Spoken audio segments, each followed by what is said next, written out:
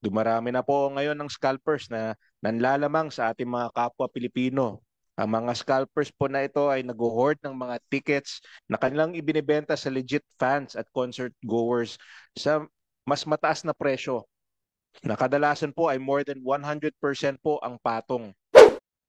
Si scalper, ito para just to guide the chairman, si scalper, nagre-risk siya, di ba? Nagre-risk siya, bibili siya parang wholesale, then tataasan niya, pwedeng mabenta niya lahat, pwedeng hindi niya mabenta. Pagpalapit na ba yung time ng event, kita niya hindi niya nabebenta, ano ginagawa niya? Dinadrop din niya uh, into the price printed on the ticket? Ano po ba ma'am yung general yes Miss Santa Ana, just Possible, sir, yes. Opo. So they also follow the supply and demand concept. Papakita sa inyo, ang gagamitin pa ng ticketing assistant, yung SM ticket account ninyo. Ganon silang kagaling. Yung ticket, kasi mas mabilis yung kanilang Wi-Fi, internet, and then gumagamit ho sila ng VPN, so hindi nyo matitrace ang kanilang location. Kung bago ka lang dito sa NTPH, maaari bang makahingi ng isang like at subscribe? At huwag kalimutan pindutin ang notification bell para ma-notify kapag may ganito tayong upload. Salamat kabayan! So we now proceed to Senator Mark Villar's bill on anti-scalping. So maybe the senator has an opening statement to make. Yes, thank Go you. ahead. Salamat po. To our distinguished chairperson, Minority Floor Leader, Senator Coco Pimentel, thank you very much for convening this public hearing on various bills on the Charter of the Commission on Human Rights, Digital Nomads Visa Act, and the Anti-Ticket Scalping Bill filed by this representation. Mr. Chair, it is high time that we institutionalize the role of the CHR as the country's independent human rights institution to give them powers to act on their mandates. With the increasing digitalization of the global economy, it is also important to have timely legislation to govern the influx of digital nomads who have been making the Philippines a home for their remote work. Among all the bills we have today, Mr. Chair, I would like to emphasize my sentiments on the anti-ticket scalping. Mr. Chairman, dumarami na po ngayon ng scalpers na nanlalamang sa ating mga kapwa Pilipino.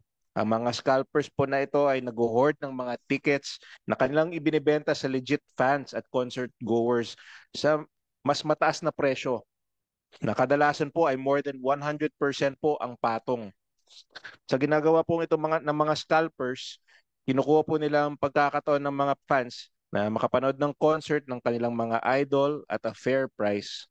Mr. Chair, these scalpers rob legitimate fans of having possibly a once-in-a-lifetime experience of meeting artists that they have long been supporting. Mr. Chair, marami po tayo nakikitang mga post ng mga fans sa iba't ibang concerts dito sa atin. Mayroon po isang common observation sa mga concert na ito, maraming empty seats dahil sa scalpers na nag-hoard ng mga tickets na hindi nila nabenta sa mga fans. Why? Dahil sobra-sobra po ang kanilang patong sa original price na hindi po makatwiran para sa mga fans. Inaagawan po ng scalpers ang fans na gustong-gustong makapunta sa mga concert na ito. Mr. Chair, we must look at the matter because of the multifaceted effect it has on our sports and concert industry, especially for fans who lose on the supposed concert of their life, meeting their idols that they rarely see. Mr. Chair, kailangan pong managot ang mga scammers na ito at kailangan po natin siguraduhin na mayroon tayong batas na sasagot sa matagal ng hinaing ng mga fans at concert goers. Thank you very much, Chair. At ako naman po, swerte ako at nakikita ko yung idol ko po, si Robin Padilla, araw-araw sa Senado. Pero karamihan ng mga fans, hindi nila nakikita mga idol nila araw-araw. Kaya kailangan na po natin itong batas na ito. Maraming salamat po. Ito bang scalping, a practice of scalping, ang most affected would be concerts. Is this also done with movies? Depende po kung premiere night, pwede. Pero siguro po kadalasan I think mostly concerts, and maybe one of our Concerts, resource yes. persons can confirm this. I'm not an expert. But Educate us more kasi pero general ito eh. General pati yung law. sports also, Chairman. Yung Pati law sports. sports, pwede sports events. Oo nga, sports events. Si Scalper, ito para just to guide the chairman. Si Scalper, nagre-risk siya, di ba? Nagre-risk siya, bibili siya parang wholesale, then tataasan niya. Pwedeng mabenta niya lahat, pwedeng hindi niya mabenta. Pagpalapit na ba yung time ng event, kita niya hindi niya nabebenta, ano ginagawa niya? Dinadrop din niya into the price printed on the ticket? Ano po ba ma'am yung general yes Miss Santa Ana just Possible, sir, yes. Opo. So they also follow the supply and demand concept. So kapag so nagre-risk nagte-take lang siya ng risk dito kikita ako then trinip yung sa UAP triniple niya eh. yes, opo. So yun, and then siguro pag palapit na ng palapit yung time ng event na may hawak pa siyang ibang tickets just to dispose of it, Yes. i-drop na niya. Opo. Okay, that's the idea. Mabuti nga dito ng BIR eh. Si Scalper no tax. Kaya ba? No tax. Si ticket seller, promoter, with tax. Buti BIR sa mic para recorded makita natin. That's why but how is that tax treatment of the scalper? Yeah, for the record, sabihin nyo. Sige na para nakita niya hindi lang ito for the concert goers but even from the point of view ng gobyerno. Attorney Agabao? Yes, ma'am. Good afternoon, Mr. Chair. If the scalper is not registered with the BIR, we cannot capture if he pays the taxes or not. Is there a scalping activity na sa tingin mo naka-register? I-declare din niya ang cost of goods niya is the ticket price tapos yung revenue niya is the more than 10. Wala. So talagang okay. So talagang dapat habulin natin to at saka to? That answer is Sige. SMEP legal. Sige, si SM Vice President of Legal Operations, Attorney Josefina Remolyo is here. Andito ka, ma'am. Ma'am, sige, ma'am. Share with us what you know or what is your sentiment. Good afternoon, Attorney Purshun Kula and si Miss Risa. I'm Attorney Josefina Remolyo. I handle all the complaints of SM tickets with regard to scalping. And the DTI is very familiar with me with regard to this. Iba-iba ko kasi klase ng scalping eh. Siguro ho naintindihan ko lang ho yun nung maging K-pop fan ako. And I really travel out of the country. So natutunan ko ho yung mga restriction ng South Korea, Japan, and the other countries like Singapore and US. So sa dito ho sa atin sa Pilipinas, meron hong gumagamit nga ng bots like what Miss Risa said. We call it Macros program. Ang nakakatuwa ho sa kanila, bibili ho sila, tapos ipapasa ho, pag naka-check na, nakuha na nila yung ticket, ipapasa ho nila yan doon sa talagang bibili. Tapos yung bumibili siya na magbabayad. Ganun silang kagaling na.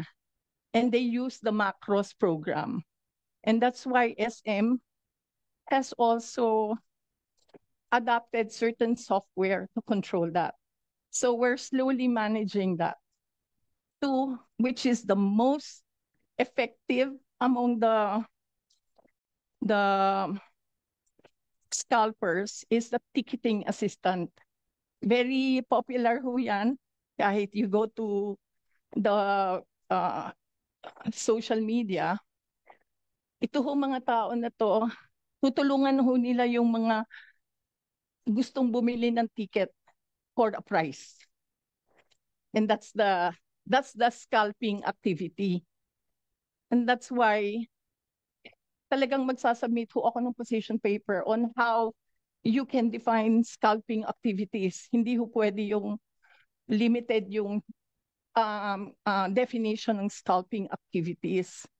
So, ang gagawin din ho ng ticketing assistant, may contact na sila ng mga regular concert goers. Ay, meron na silang kaibigan. Know that. Yeah. So may kausap na sila ho, may mga customer sila.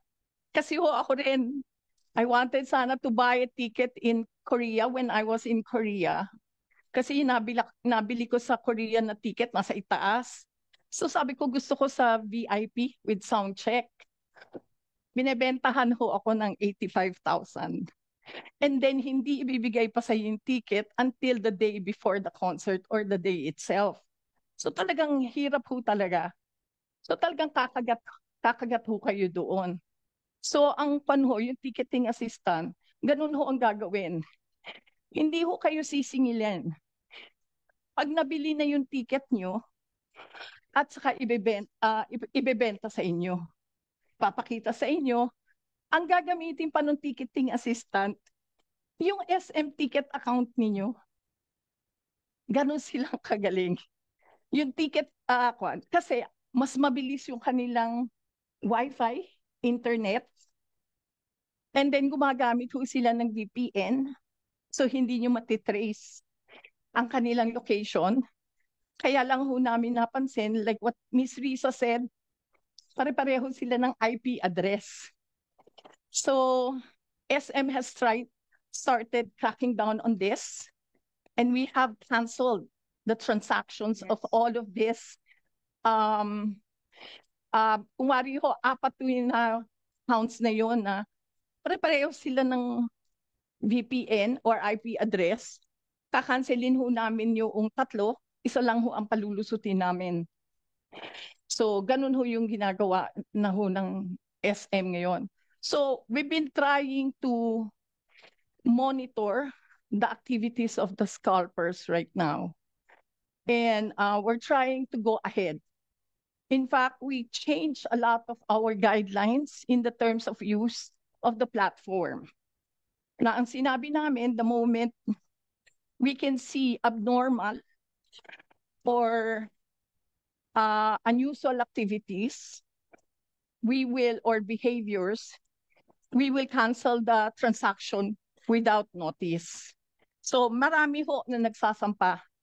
And hinaharap ko ho sila, sabi ko sa kanila, bakit ganito? Apat yung account mo. Bakit iba-iba ang email address mo? Pero iisa, 4 yung account. Kumari ako ho, Josefina Remolyo. Pero ang email address ko iba-iba. jwr@yahoo.com, jwr@gmail.com. Iba-iba ho yun. Para nang sa ganun makapasok siya ng iba-iba kasi iba-ibang may-ari nung mga email na yon. Kasi ho, nung dati ho kami, ang nagtitrigger ng creation ng accounts is the email address. So we're trying to crack that down as well. Tinatanggal ho namin yung iba na may email address tapos iba-iba yung user account. Kuwari, JWR, pero ang email account niya, jwr@yahoo.com. Or Josefina Remolyo, ang email account niya, jwr@yahoo.com pa rin. So we're trying to do and correct that also. And we really welcome these scalping activities because I've been really wanting to pursue legal action against these scalpers. Ang lakas nga ho ng loob ng mga scalpers. Yung mga ganun, kinancel namin yung account, yung transactions, nagdidiman pa sila na i-refund sa kanila yung online fees nila na 100 per ticket after we cancel their transactions, which we're still studying whether we should. Who charged that 100 per ticket? Si Online. SM Ticket ho. for the Part- use of the platform. Part yun? Part Yes, kasi ho, No. marami hong, For the use, but hindi siya based on the number of tickets. no, bought. hindi ho. Or- Kwan ho yun, one straight kwan ho. Hindi, ma'am, yung example ninyo na 4 na ginagamit, ilang tickets ang bought nung example mo na gano'n? Ilang tickets? How many tickets were bought? Minsan ho, ang inaalaw ho namin, 2 lang yung makakalusot sa kanila, yung 3. Minsan bibili Hindi, ng ano purpose 2 ng 4 per times count times 2, or 8? 4. They just wanted 8 tickets, ganun ba yun? Probably ha. Or iba-ibang may-ari noong per account. Yes. Iba-ibang order. But let us say nag-succeed yung 4 na yun, ang maximum tickets niya 8 lang nakuha niya. Kasi Oh, on a per purchase may cap ka na 2. yes. Kada lang yung binibilhan.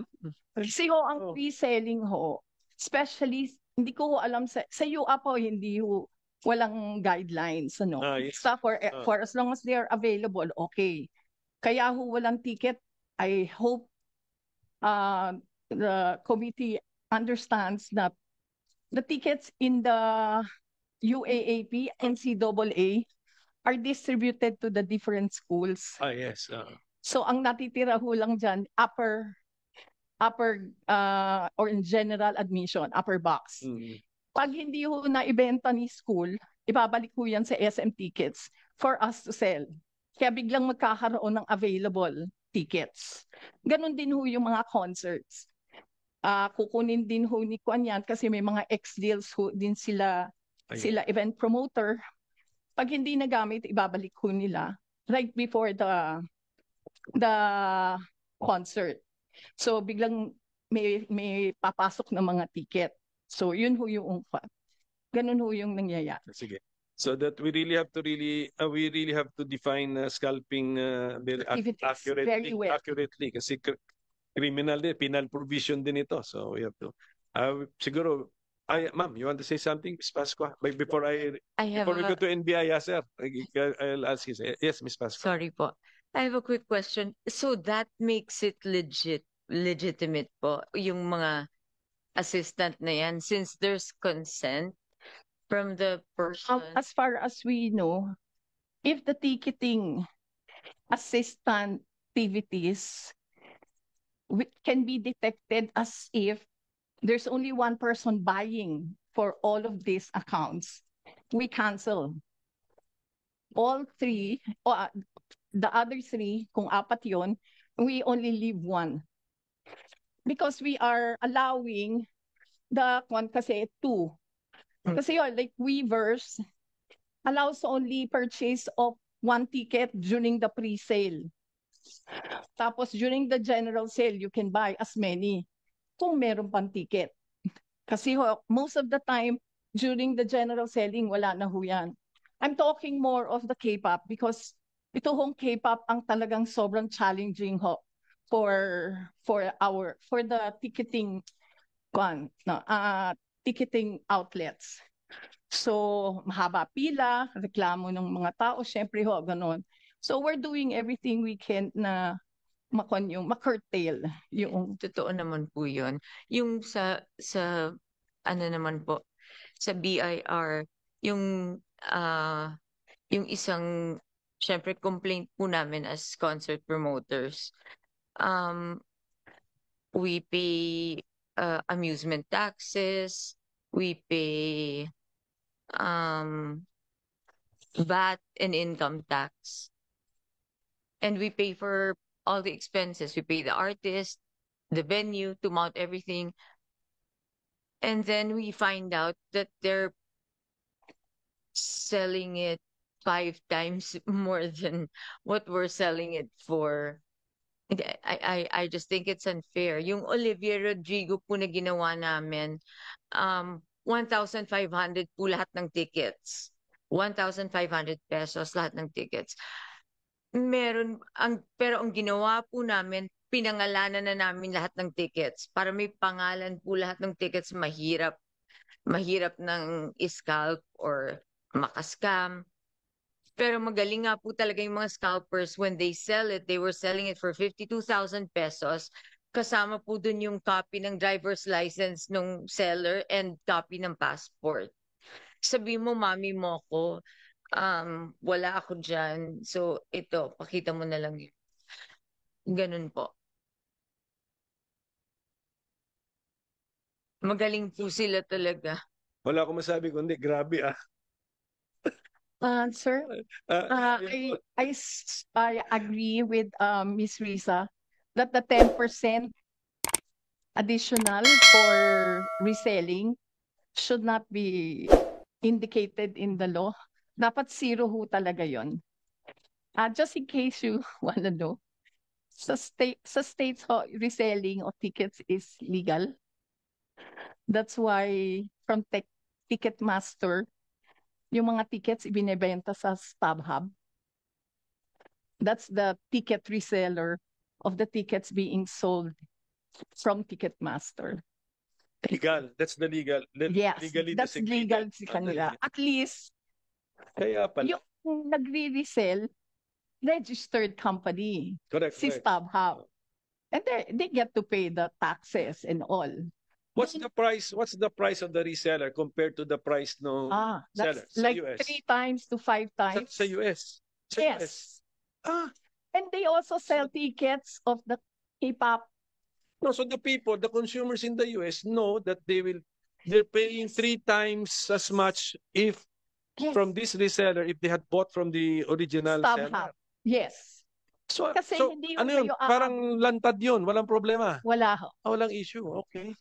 Okay. And they ita-transfer pa sa pangalan noong bumili. Yun.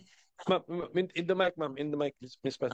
It's a legitimate company po. They pay taxes naman po. Precisely. Ganun. Yeah. Yun na ang point. Wala silang pakialam Wala yung silang agreement ninyo ng tinatago. dalawa yun.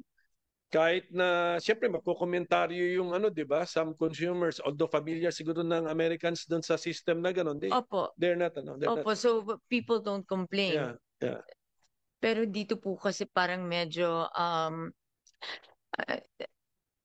So dito, na-abuse po yung given mga, your mga Olivia bata. Rodrigo concert experience na linagay nyo na yung identity or name na circumvent pa rin, and then Opo, times 30 times 30 1,500 ang bili po niya, 52,000. More 52,000. than 30. Oh, grabe. BIR, laking na dami nakalusot na Grabe po yun. na Kami po mabait magbayad. Publicly owned company how po many, kami. sige ma'am, para lang makita ko yung magnitude of the problem. Ilan tickets sa kay Olivia Rodrigo? How many tickets, for example? 55,000. 55,000. siguro, around. Ilan ang suspecha mong na scalper doon? Madami po talaga eh. 5,000? 10%? Kasi, 10%? You think? Because it's too cheap. Yeah. You think 10% was 10% po is too little. too little pa?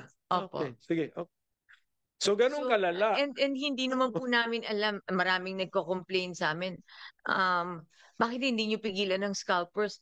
Hindi po namin alam ang mukha ng scalper. You tried nga through the new requirement mo. Yes. Hindi, ang gusto ko sabihin talaga malala if it's more than 10% of the 55,000. Oh yes, I would think But- it's around 30% po. Did you think the scalper succeeded? Puno ba yung show? Full house ba? Opo. So Opo. binili pa rin yung 55,000. Kasi mura po. So kami po, ang ginagawa namin, so we try to get sponsors to defray the production costs and lower the ticket prices Correct. para madaling maibenta. Correct. But when we make the ticket prices lower, ang nagbe-benefit naman po scalpers. Correct. Ano nga natin yun? That's what we're trying to we'll make it clearly clearly illegal or criminal. Pero yung mga systems ninyo, if it can be helped by software, gawin din ninyo. Yung mga makalusot pa doon, yun na yun. Subjected to the law na sila kasi scalping na yung ginawa nila eh. Opo, at saka But you have to do yung scamming po rin talaga. The scamming beyond the subject matter na dito yun kasi stapa na halos yun eh, di ba? Parang Opo. paano na po yung crime na po ngayon yun? I mean, anong specific crime? Stapa ba yun? Staffa, and maybe some, ano, Panyero, mayroon pa, and some, maybe some other specific Consumer Act provision. Crime na po yun kasi you're selling a piece of the blue sky. May Yes. And unable to trace because it's normally their transactions are online po. Okay, so basta ano, klaruhin ko lang ha, yung scamming, ano naman, ito muna sa scalping Scalping. muna tayo. Yun yung ano, kaklaruhin natin. Sige, we'll benefit from the experience and the wisdom of the NBI. Attorney Heronaga. Yes, sir. Oops. Oh. Good afternoon, Mr. Chair. Marami po akong natutunan sa discussion this afternoon. In fact, Hindi ka concert goer? Hindi ka K-pop concert goer, sir? actually, sir, I was trying. I don't go to concerts, but I love to watch games, big games. Kaya lang yung last FIBA, hindi ako nakabili kasi ang bilis na ubos ng tickets. So kaya I was able to relate with the stories of our colleagues here. Okay. Now, sir, let me. We have already submitted our position paper, and then let me read some salient paragraphs of our position paper. The NBI supports the enactment of Senate Bill 2873, considering that this is the first proposal against ticket scalpers. The bill aligns with the NBI's mandate to undertake investigations relating to violations of commercial, economic, and financial crimes. By granting authority to law enforcement agencies to act as complainants, the bill empowers the NBI to proactively pursue individuals and entities engaged in ticket scalping. In the past, sir, way back in I think 2008, the NBI were able to arrest 6 scalpers sa UAP Games. That was 2008. Ang ginamit naming batas dyan ay yung ordinance ng Quezon City. So walang national law actually for ticket scalping. Yung sa section 52 ng Consumer Act, wala kasing ano yun eh. Mahirap mahirap kasing ma-determine kung ano yung abuse na nangyari between the seller and the consumer. So we welcome the proposed bill, sir. So thank you very much, sir. Thank you for pointing out that even the FIBA games pala, ano? So malalang problema talaga pala. Lahat inano nila. Lahat papatulan. Unfair nga dun sa mga naghago, dun sa mga nag-exert na mga all the effort, all the details, all the pencil pushing, lahat, compute for the fair price of the ticket. Tapos, 1.5 naging 52,000. I mean, that's too much. Sige, so we will welcome the submission of position papers or insights, inputs, more inputs para ano natin. Pero I agree with you. Kaya pala merong Attorney Remolyo, yung sinabi mo, kaya pala may na-encounter ako na isang ordinance. Kahit na not for profit ang pag-resell, pinanish na isang LGU eh. Kahit discounted. Pinapanish kasama sa ordinance, nagulat ako, even discounted. So, ibig sabihin nun, yung the person who bought the tickets, hindi na nga for profit yung ano niya because at the discount niya binenta. But maybe the original plan was for a profit. Dumating na yung point na hawak mo pa maraming tickets at a discount. Pero yung sinabi niyo, ma'am, nasa US, outright policy na. Reselling is illegal unless you are the authorized reseller. So even if you resell it at a discount, bawal. So that was the essence of that ordinance na nakita ko. Ma'am, you want to say something, Ms. Santa? Sir, yung pag binebenta ng discounted, kadalasan yun, sir, complimentary yung tickets nila. That's why there's no puhunan and then they sell it kunwari discounted. For example, the published price is 10,000. They will sell it to you 5,000. Oh, syempre ikaw, uy, mas mura. Bibili mo na. But if you look at the ticket, it says complimentary. You're not supposed to sell it talaga po. Oh, well, pero hindi siguro naman maramihan yung ganyan. Unless, do you do you issue complimentary tickets by the thousands? Di naman, sir. Oh, Di yun naman. na. So, I mean, that should not be the problem na some complimentary tickets are sold. I mean, parang ano lang yun eh. Parang yung sinasabi niyo, ma'am, na personal, 1:1 transaction. So, but at any rate, we will address this kasi medyo, ano na pala, anong tawag mo dun? Widespread or anong tawag mo? Pervasive practice.